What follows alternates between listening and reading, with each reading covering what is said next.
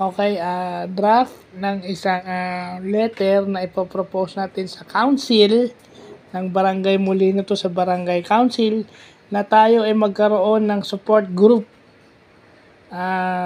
Support group led by the HOA, the Senior Citizens Group led by Ms. Nita Parales, yung 4P beneficiaries natin. So, hindi lang 4Ps.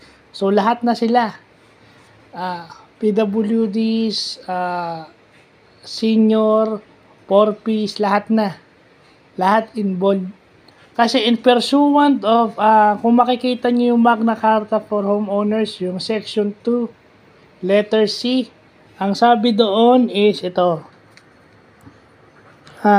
To make available resources and assistance that will help them fulfill their serving the needs and interests of their community. So, ibig sabihin, lahat ng means para ma-fulfill nila na ma-serve yung community nila, yung kanilang nasasakupan, dapat gawin.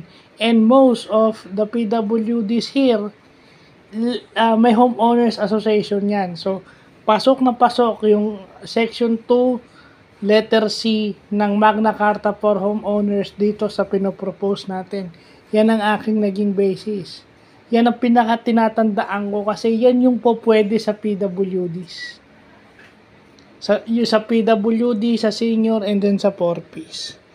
So sana nila, no? Ma-take part nila. So, yun lang po.